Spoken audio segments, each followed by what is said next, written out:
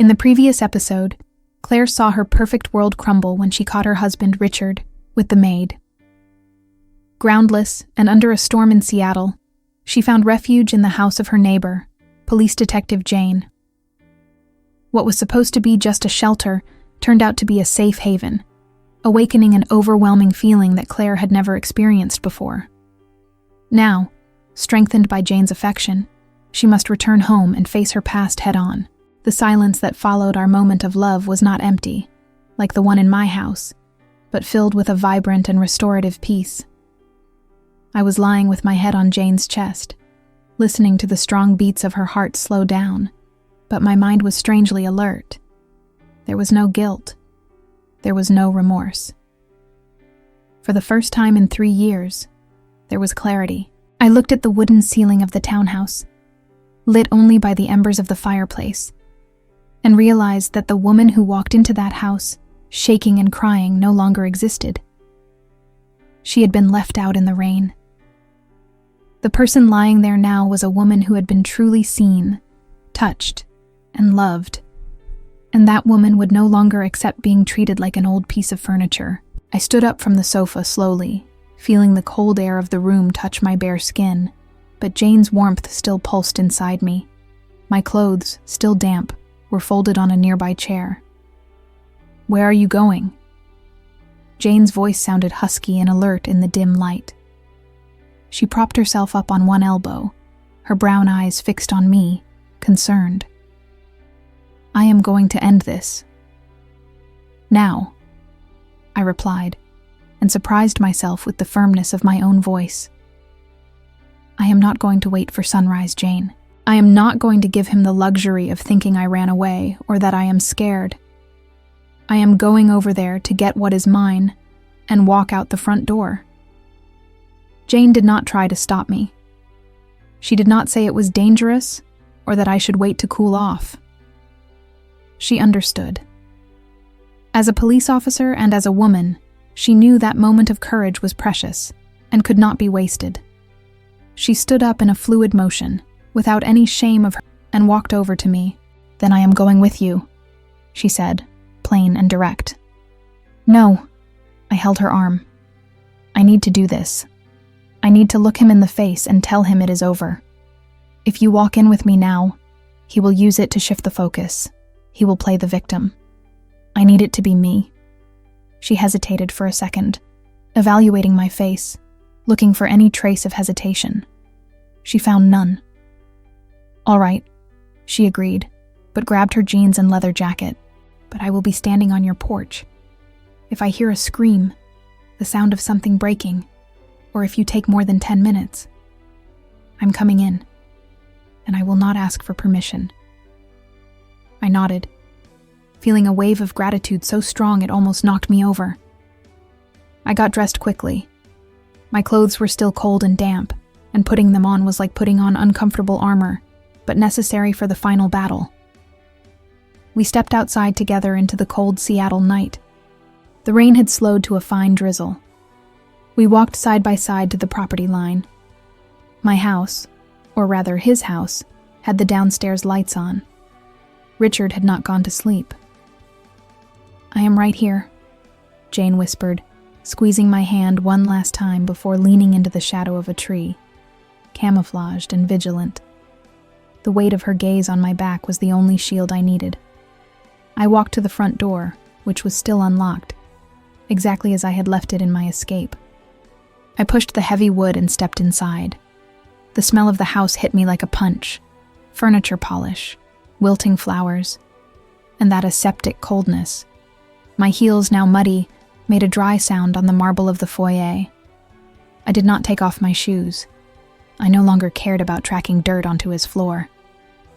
I went straight to the living room. Richard was there. He was sitting in the Italian designer armchair, holding a glass of whiskey, his face red, a mix of drunkenness and suppressed fury. When he saw me walk in, wet, disheveled, with smudged mascara, he did not show relief. He showed contempt. "Look who decided to show up," he said, his voice slurred, swirling the ice in his glass. I was about to call the police, and file a missing persons report for an unbalanced wife. Where were you, Claire? Making a scene in the street for the neighbors to see? The old Claire would have apologized. She would have lowered her head and invented a lie to calm him down. But I remembered Jane's touch, her voice telling me I had light. I lifted my chin and looked him in the eyes. I know everything, Richard. I saw both of you. The silence that fell over the room was absolute. He stopped swirling the glass. For a second, I saw a flash of fear in his eyes, but it was quickly replaced by the arrogance of someone who never hears no. You saw what? He mocked, standing up. You are always imagining things. It is your neediness, Claire. You are pathetic. Do not try to gaslight me. My voice came out cold, cutting. I saw you and Sarah in our bed. I heard you laughing. Do not waste your time denying it. We are done, Richard. I want a divorce. The word divorce seemed to crack in the air like a whip. He took a step toward me, his face twisting into an ugly mask I had never seen before. Divorce? He laughed, a humorless laugh. You have nothing, Claire. You are nothing without me. Do you think you can just walk out of here? Live off what? Arranging flowers? You will leave here with nothing but the clothes on your back. I would rather leave with nothing than stay here with a man who disgusts me, I replied, feeling an icy calm take over me. I am going upstairs, packing my clothes and my documents. Tomorrow my lawyer will contact you. I turned my back to him and started walking toward the stairs. That was when I heard the sound of the glass being slammed hard onto the coffee table. You are not going anywhere, he roared. I stopped on the first step and turned around. He was coming toward me, his eyes bloodshot with anger, the control he prized so much completely unraveling. He could not stand the idea of being left. He could cheat, he could humiliate, but he could not lose his possession. I saw his hand clench into a fist. You owe me respect. I pulled you out of nowhere, he yelled, spit flying. My heart raced, not out of fear, but on alert. I knew Jane was outside. I knew I was not alone. The respect ended the moment you brought her into my bed, I said, keeping my voice steady, even though my legs trembled. Get out of my way, Richard. He stopped a few feet from me, breathing heavily. The violence was right there, pulsing in the air, ready to explode. He looked at an expensive Chinese porcelain vase sitting on the console table next to him, a gift from his mother. You want to leave? He hissed, grabbing the vase with a hand trembling with rage. Then go. But you are going to learn who is the boss around here. His gesture was fast and insane. He raised the vase, not to throw it at me, but to smash it against the wall, right next to my head, in a clear attempt to terrorize me, to make me shrink and beg for mercy. But I did not shrink, because I knew that noise would be the signal to bring the storm inside the house. The sound of the Chinese porcelain exploding against the wall was deafening, like a gunshot inside the closed room. Sharp shards flew everywhere, some grazing my leg, but I did not flinch. Richard was panting, his face red and contorted, looking at the wreckage on the floor with a sick satisfaction. He wanted to see fear in my eyes. He wanted me to cower, to cry, to beg him to stop. That was how he maintained control. Through psychological terror, the veiled threat that next time the target would not be a vase, but me. This is just the beginning, Claire, he growled, taking a heavy step toward me, ignoring the broken glass on the floor. Do you think you can just leave? You are my wife, my property. I built you, and I can destroy you just as easily. The smell of alcohol radiating from him was nauseating. He raised his hand, pointing a shaking finger at my face, trembling with fury. For the first time in my life, I saw the raw, naked violence behind the mask of a respectable businessman. My heart beat so hard it hurt, but it was not just fear. It was the certainty that I was not alone. Before he could take another step or say another word, the front door, which had been left ajar, was kicked wide open with a sharp, precise blow. The crash made Richard jump and spin around toward the entrance, his eyes wide with surprise. And there she was, Jane. But it was not the sweet woman who had stroked my hair on the sofa minutes ago. It was the police detective, a force of nature dressed in leather and denim, with her silver badge gleaming in her left hand and her right hand resting, alert and dangerous, on the holster at her waist. Police, step away from her right now. Jane's voice was not a shout, it was thunder. Deep, authoritative, and leaving no room for negotiation. She stormed into the living room with long strides, occupying the space with an energy that made the mansion feel small. Richard blinked, confused, trying to process the sudden change of scenery. His arrogance faltered for a second, but his ego spoke louder. Who do you think you are? Get out of my house. This is a marital dispute, you. I said back away. Jane cut him off, advancing until she was standing between him and me, an impenetrable human shield. She did not draw her weapon. She did not need to. Her body language was lethal on its own.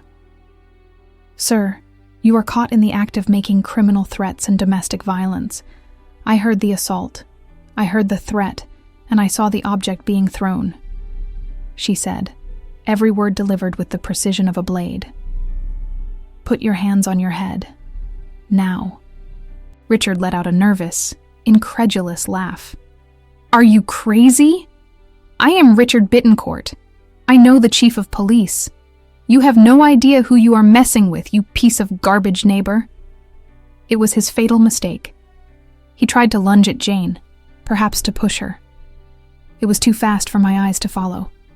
1 second he was standing.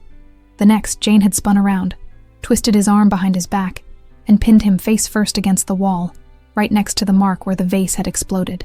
Richard let out a grunt of pain and surprise, completely immobilized by her superior technique.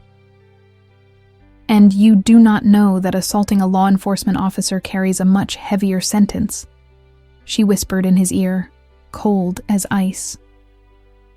I stood frozen at the bottom of the stairs, watching the scene with bated breath. The man who had terrorized me for 3 years, who seemed untouchable and omnipotent, was right there, dominated, useless, with his cheek squashed against the imported wallpaper. His physical strength meant nothing against Jane's training and determination. Claire, are you okay? Jane asked, without letting go of his arm, without taking her attention off the prisoner, but her voice had returned to that tone of concern for me. I am fine, I replied, my voice shaking, but out of relief. Hands behind your back, Jane ordered him. I heard the unmistakable metallic sound of handcuffs locking into place. That dry click-clack was the most beautiful sound I had ever heard, better than any symphony. Richard started cursing, shouting names of lawyers, promising he would ruin her career, that he would destroy us both. But his threats now sounded empty, pathetic. He was no longer a monster. He was just a drunk, handcuffed man in his own living room. Jane pulled him off the wall and turned him around. He was disheveled, flushed, humiliated. She held him by the arm with professional firmness. You have the right to remain silent. Anything you say can and will be used against you in a court of law. And I strongly suggest you use that right, because every word coming out of your mouth right now is only making it worse for you, she said, looking into his eyes with serene contempt. Then she looked at me. And in that brief second, the police officer vanished, and the woman appeared. Her eyes softened, and she gave me a tiny, almost imperceptible nod. A sign of, I got him, you are free. I am taking him to the precinct for booking. I need you to go too to file the report, Claire. Can you drive? Or would you prefer I call a cruiser to take you? She asked, handing control of the situation back to me. I looked at Richard, small and defeated. I looked at Jane, tall and magnificent. "I will take my car," I replied, lifting my head. "I will follow right behind you." Jane nodded and began dragging Richard toward the door. He tried to resist, dragging his feet, but she did not even flinch. I followed them out. The rain had stopped outside. The air was crisp and clean. As I watched Jane put my husband in the back seat of her black Jeep, I felt a strange lightness in my shoulders. The glass cage had shattered, and the person holding the key was not him. It was me. And the woman I loved was driving the car, taking him far away from my life. The police precinct had that characteristic smell of stale coffee, paperwork, and human despair, lit by white fluorescent lights that buzzed like electric mosquitoes. But strangely, that inhospitable place felt like the safest environment in the world. I was sitting on a hard plastic chair, holding a cup of water a kind clerk had brought me, watching Jane work. There, on her turf, she was a different entity. I saw her talking to the captain, filling out forms, and giving orders with a calm, lethal efficiency. Richard, on the other hand, was sitting on a metal bench across the room, handcuffed, tieless, suddenly looking smaller, older, and completely defeated. When I was called to give my statement, I felt a knot in my stomach, the last remnant of the fear he had instilled in me for years. But when I looked over, Jane was there, leaning against the wall, arms crossed, and that eagle-eyed look that said, "I am right here. He cannot touch you."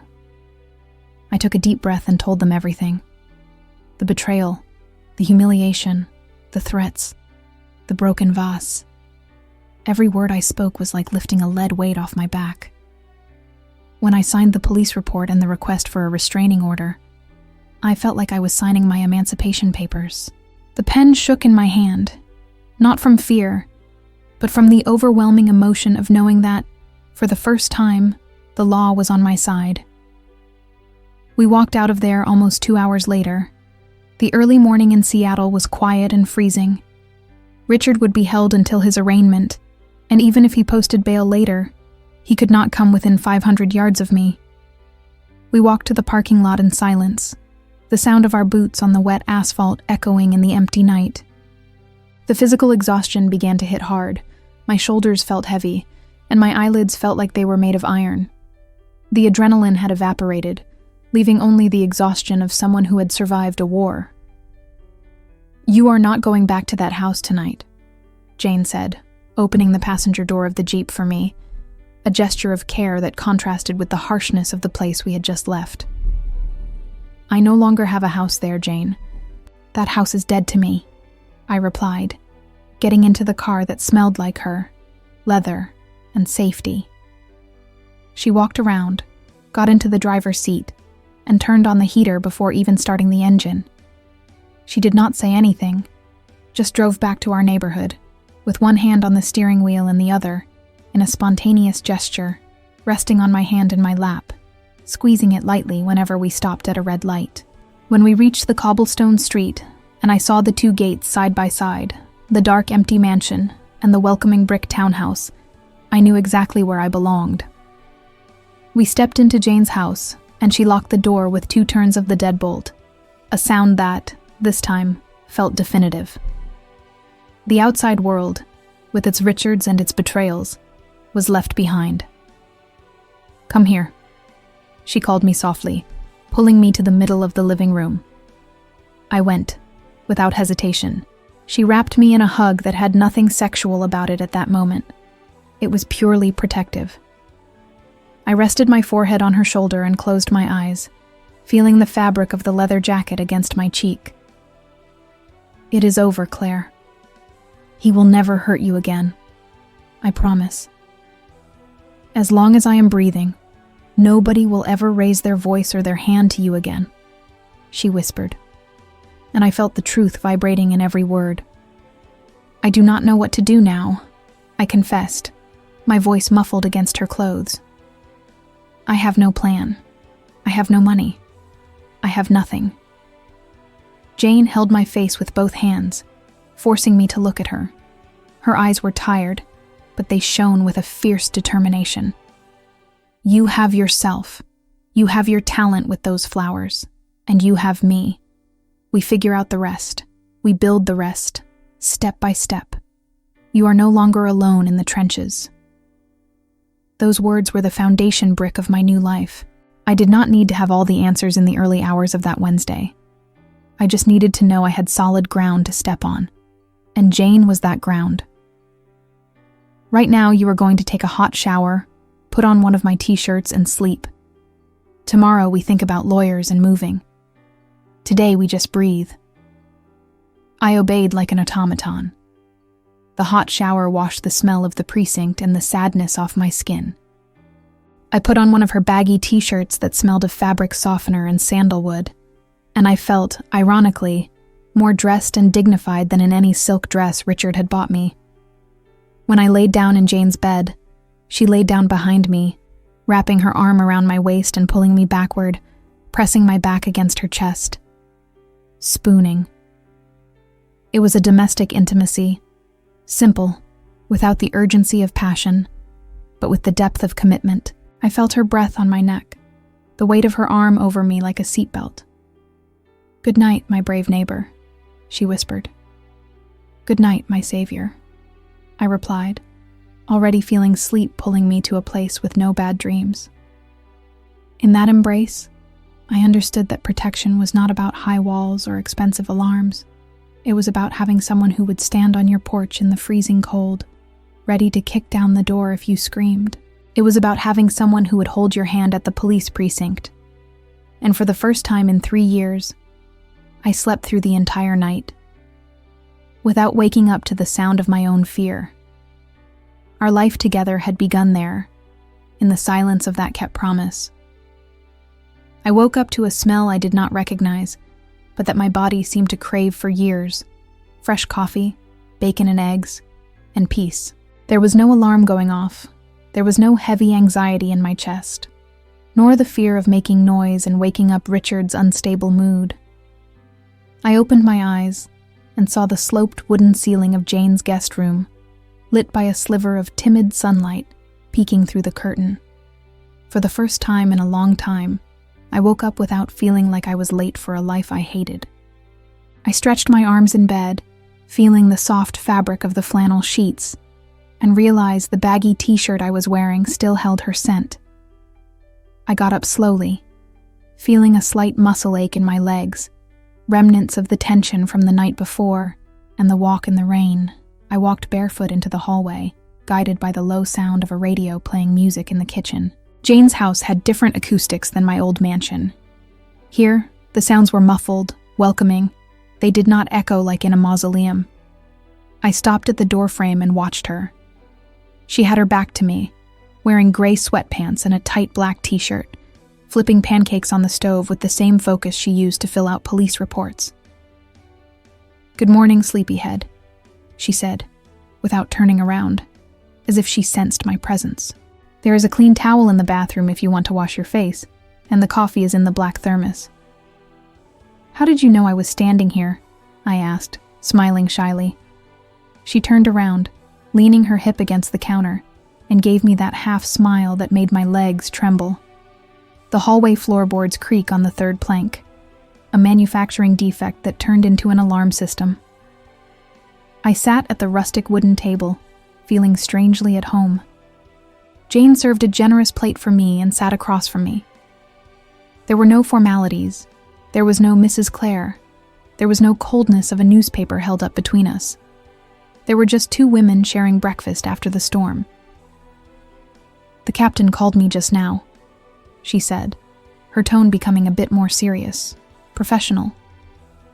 The bail hearing took place. The judge granted provisional release on bail, which was expected, since he is a first-time offender and has a permanent address. My stomach tied into a knot. My fork stopped in midair. Is he out?" Jane reached her hand across the table and held mine firmly, preventing the panic from settling in. "He is out, but he is being monitored. The restraining order was granted immediately. He cannot come within 500 yards of you, or the flower shop, or this house. If he tries to make any contact, by text, phone call, or smoke signal, he goes right back to jail and forfeits his bail, and he knows I will not hesitate to arrest him again. I took a deep breath, trying to process the information.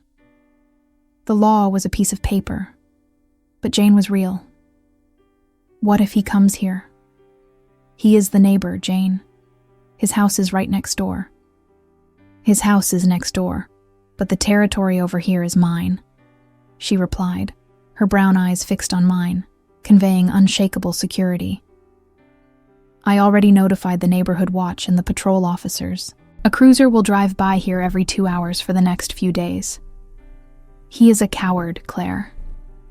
Men like him only act tough towards those they think are alone. You are not anymore. Those words, "you are not anymore," were more nourishing than any food. I ate the pancakes, tasting freedom. It was a bittersweet taste, mixed with the uncertainty of the future, but it was mine.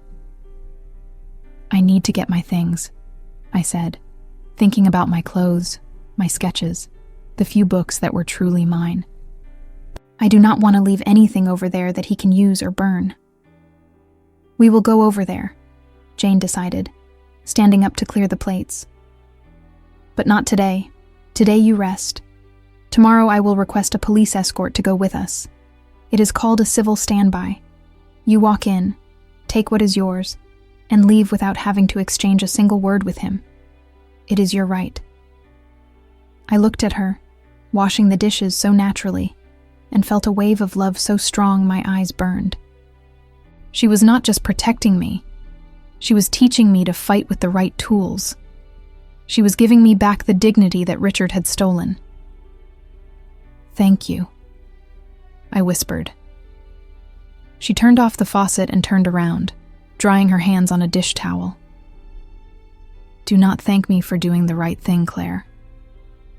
She walked over to me, pulled out a chair, and sat next to me, very close. Her scent, coffee and sandalwood, enveloped me again. "I promised you last night, and I am going to repeat it now, in broad daylight, so you do not think it was just in the heat of the moment," she said, holding my face with both hands. "As long as I am around, no one will ever belittle you. No one will touch you without your consent. That wall out there no longer divides our lives. It is just a line on the ground now. You are on this side now." I closed my eyes and rested my forehead against hers, allowing myself finally to drop the weight from my shoulders. I felt her breath mixed with mine. "I have nothing to offer you right now, Jane. I walked out of that marriage without a dime to my name. I confessed, my biggest fear rising to the surface. I am dead weight." Jane chuckled softly, a warm vibration I felt on my skin. "You have your hands, your mind, and that absurd courage that made you walk out of your house in the rain. Money we can hustle for.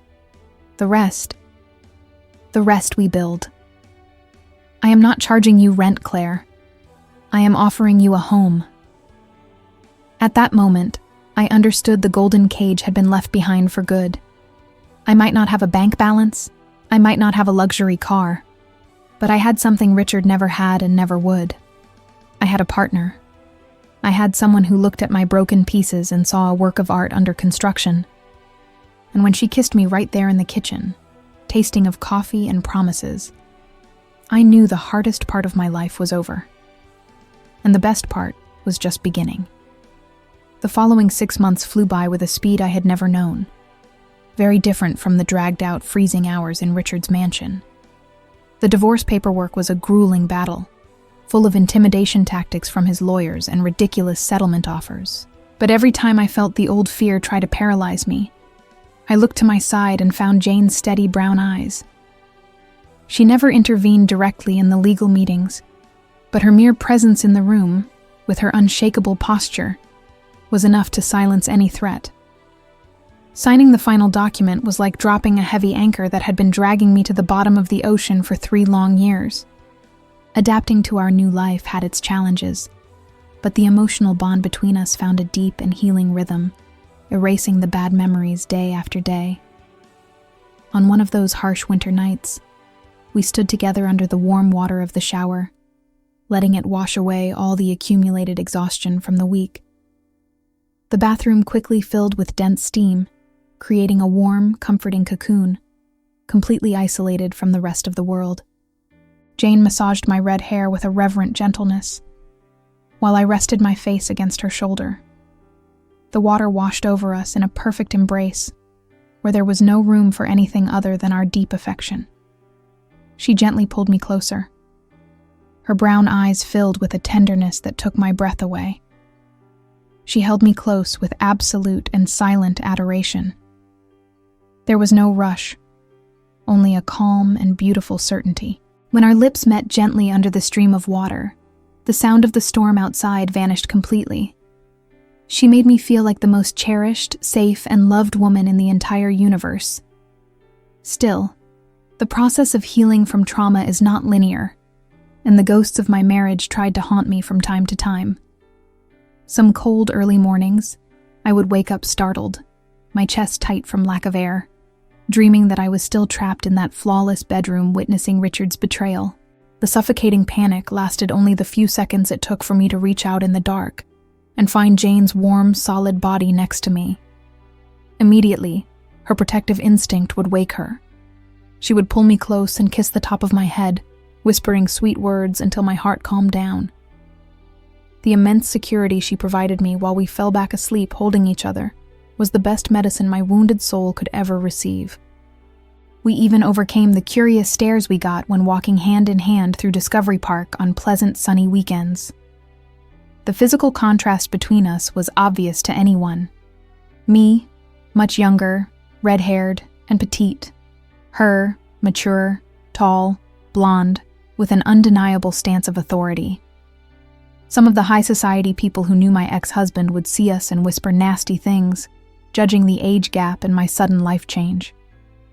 But, with Jane's fingers intertwined with mine, other people's judgments were nothing more than pathetic noises that could not penetrate our impenetrable bubble of happiness. I felt immensely proud to be the woman chosen to walk arm in arm with that brilliant detective who had such a giant heart. Almost 2 years had passed since that terrible, rainy afternoon when I crossed the street desperate, my heart completely shattered in pieces. My landscape design business grew wonderfully, and I finally managed to buy my own car, a modest model, but one that was the exclusive fruit of my own sweat. Jane got a great promotion at the precinct, taking on a senior leadership role that gave her a little more free time and peaceful nights at home. Our brick townhouse became our true sanctuary, a place where loyalty was never questioned and companionship was the golden rule. Our partnership was truly unshakable, forged in the fire of pain, in overcoming, and bathed by the most liberating love a human being could have the privilege to live. It was on a joyful Friday night, as the Seattle winter started showing its face again, that she prepared a surprise that stopped my heart. She came home from work hiding a crooked smile, holding a very special bottle of red wine and a thick manila envelope in her hands. We sat on the leather sofa that witnessed our first kiss, in front of the lit fireplace, and she placed the envelope on my lap, with eyes shining with anticipation. Inside that yellowish paper were 2 international flight tickets and reservation printouts for a wonderful resort at the foothills of the majestic mountains. My breath completely vanished when I read the destination printed in bold on the boarding passes. It was the trip I used to beg to go on in my past life, but that Richard always said was a pointless frivolity because it did not involve lucrative business. The destination was the beautiful Napa Valley, California, famous for its spectacular vineyards and rolling hills. Jane held my face with both hands, kissed my wine-flavored lips, and said it was the perfect time to celebrate our victory over the shadows. We were just a week away from our flight, and I could barely breathe from so much emotion, excitement, and expectation for our first big trip together. I knew intimately that this adventure would not be just a beautiful sightseeing tour, but the definitive consecration of the freedom and overwhelming passion we had built together. Hours lost all logical meaning as we explored the limits of our intimacy in front of that crackling fireplace at the lodge in Napa Valley. My sighs echoed off the stone walls, a sweet music witnessing the deep connection of our feelings. Every husky whisper she breathed into my ear took me to a state of peace and euphoria I never imagined possible. Our union was not just physical, but a true cosmic celebration of our journey of resilience and healing. Jane pulled up a thick comforter and covered us carefully right there on the floor, creating a perfect cocoon against the dropping temperatures outside. I fell asleep with the absolute certainty that our love was immortalized under the light of those majestic mountains. I woke up the next day before the sun had even fully risen over the valley. The room was bathed in a cold, bluish twilight, but under the thick comforter, the warmth was comforting and familiar. Jane breathed calmly beside me, one of her heavy arms still resting protectively over my waist. I laid still for long minutes, just listening to the constant sound of the wind outside and her breathing inside. It was hard to believe my life had changed so much in just 2 years. The suffocating pain that trapped me in that cold mansion in Bellevue seemed to belong to a distant nightmare from which I had finally awakened. Very carefully, so as not to wake her, I slid out of bed and put on the fluffy robe the lodge had left on the armchair. My bare feet touched the rustic hardwood floor, but the cold did not bother me. On the contrary, it made me feel incredibly alive and awake. I walked over to the huge tempered glass window and pulled the heavy curtain back slightly to take in the landscape. The beautiful peaks began to gain golden and rosy outlines with the first rays of morning sun. The silence of that vast expanse was absolute, a peace so profound it seemed to wash away any remaining trace of sadness that still dwelt in my soul. I hugged my own body, smiling to myself at the breathtaking view. While the water heated up in the small electric kettle of our chalet, I allowed myself to reflect on the woman I saw mirrored in the window glass. The red hair was messy, the face had not a single drop of makeup, but the eyes shone with a light that Richard never managed to extinguish. I was no longer the trophy wife, the porcelain doll who needed to be perfect and silent so as not to annoy the master of the house.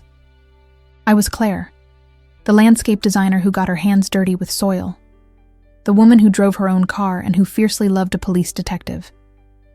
The sound of the boiling water pulled me from my daydreams, and I prepared 2 steaming cups of chamomile tea. When I turned back to the bed, Jane was already sitting up, leaning against the wooden headboard, with the comforter covering only half of her body. Her blonde hair was charmingly messy, and her brown eyes followed me with that silent adoration that made my heart skip a beat. She smiled lazily, reaching out to take the hot cup of tea I offered her. I sat facing her, crossing my legs on the soft mattress. We did not say anything for a long time, just sharing the warmth of the drink and the invaluable comfort of each other's presence. That was our routine, our secret language made of lingering looks and subtle touches. "What were you thinking about over there by the window, looking so focused?" she finally asked, her voice still husky with sleep, breaking the morning silence with infinite sweetness. "Thinking about how the world takes absurdly wonderful turns," I replied, resting my cup on the nightstand and moving closer to her. Thinking that, if the gate of my old house had not jammed on that rainy day, I would have never met the love of my life. I was remembering the sound of that vase breaking against the wall, Jane. That day, I thought my world had ended. But in truth, it was just beginning to be built the right way. Jane put her cup aside and held my face with her 2 large, calloused hands, her thumbs stroking my cheekbones with infinite tenderness. "Your world would never end there, Claire. You had a lot of strength stored underneath all that sadness. I just gave you my hand to help you jump the wall. The one who made the walk and rebuilt everything was you. You are the bravest woman I have ever met, much braver than many tough guys I lock up out there. And I am so proud to fall asleep and wake up by your side every single day." I leaned in and sealed our lips in a long kiss, tasting of chamomile tea and eternal promises. The kiss did not have the desperate urgency of the night before, but rather the comforting calm of someone who knows they have a whole lifetime ahead of them. When we pulled away, I rested my forehead against hers, feeling a tear of pure happiness slide down my left cheek. There was no more room for fear in my chest. The police officer who slept with a gun on her nightstand had stolen my heart and given me hers in return, sealing a pact of protection and devotion that nothing could ever destroy. The days that followed in California were like a dream painted in shades of gold, red, and white. We walked hand in hand down the tree-lined streets of Napa, sat in little cafes to eat local pastries, and laughed until our stomachs hurt at silly stories from the past. There was no one to judge us, no one to point a finger or whisper cruelties about our age difference or our love. We were just two souls walking together under the crisp sun of the valley, celebrating the victory over pain and the conquest of absolute freedom. Every moment was captured by her camera, immortalizing my truest smiles and the most stunning landscapes. The flight back to Washington did not bring the melancholy that trips usually bring at the end. On the contrary, it brought a sweet excitement to return to our little private paradise in the Ballard neighborhood. When the plane landed in Seattle and we took a cab home, the gray city no longer seemed sad or hostile to me. It felt like the backdrop of my great turnaround, the place where I fell down, got back up, and learned to fly. And when the black Jeep parked in front of our brick townhouse, I did not just see a house. I saw our empire, our impenetrable castle where love was the sovereign law. Today, as I water the orchids I planted in our winter garden, I hear the sound of her car engine approaching. The sound that used to cause me panic in my past life is now the music that makes my heart race with joy. I know she will walk through the door, toss her leather jacket on the couch, come to me, and give me that tight hug that puts all my pieces back together. I look at my reflection in the glass door and mentally give thanks for every tear I shed in the past. Without them, I would not know how to recognize the immeasurable value of the joys I live in my radiant and secure present. To all the women listening to me right now, trapped in golden cages, suffocated by cold and humiliating relationships, I leave you my rawest, barest truth. The fear of starting over is terrifying, and the noise of a life shattering is scary. But sometimes, you have to let the vase shatter against the wall to realize you no longer need to pick up the pieces to please anyone. The courage to step out into the rain can lead you to discover homes and loves you never imagined you deserved. The universe has very curious ways of sending us salvation, and mine arrived driving a black Jeep, wearing heavy combat boots, and sporting a leather jacket. And if someone told me 3 years ago that the submissive and fragile redhead from the upscale neighborhood would experience the most epic, intense, and transformative love of her life in the arms of a 40-year-old neighbor, I would say it was a lie. But the real lie is living a whole life without knowing the taste of freedom and the weight of a true feeling. I am Claire. I take immense pride in my journey, and this was my story.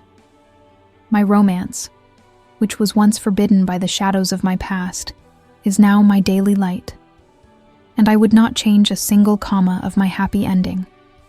If this story touched your heart and inspired you to seek your own freedom, leave your like and share it with someone who needs to hear this message. Subscribe to the Forbidden Romances channel for more emotional stories like this one. See you next time.